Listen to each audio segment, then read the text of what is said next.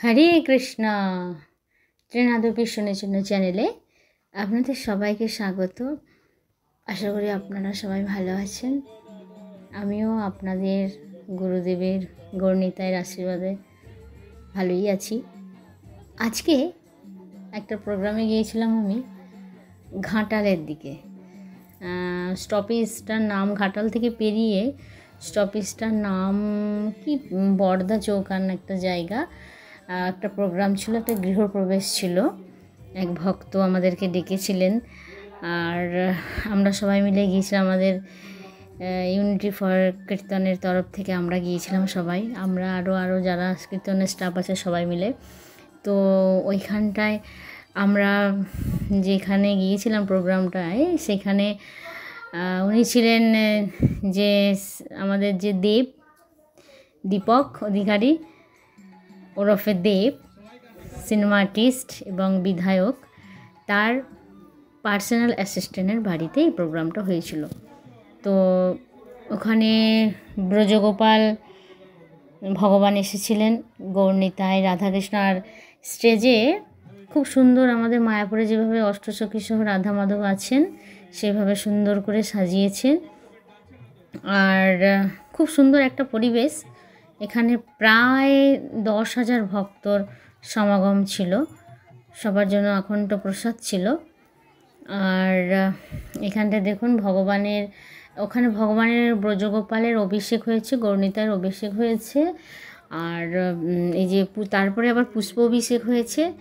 পুষ্প অভিষেকের জন্য এই যে মাতাজিরা প্রভুরা সবাই মিলে ভগবানের পুষ্প রেডি করছে।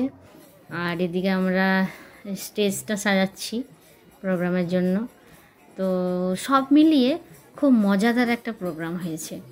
এত ভক্ত একসঙ্গে যে তারা ভীষণ আনন্দ পেয়েছে, এবং তাদের তো দেখতেই পাচ্ছেন কিভাবে তারা নৃত্য করছে।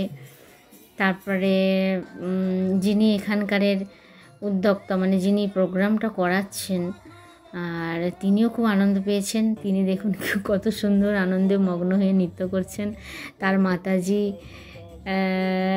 এসেছেন, তারাও নৃত্য করছে, সঙ্গে আমি একটু যোগ দিয়েছি। তো কিন্তু সব মিলিয়ে প্রোগ্রামটা একদম দারুণ সুন্দর হয়েছে।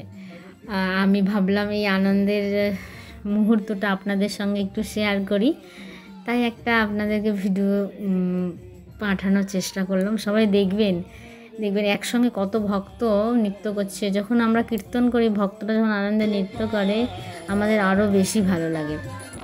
কারণ ভগবান বলেছেন, যেখানে কীর্তন হয়, যেখানে আমার ভক্ত কীর্তন আমার নাম গুণগান করে, সেখানে আমি বিরাজমান।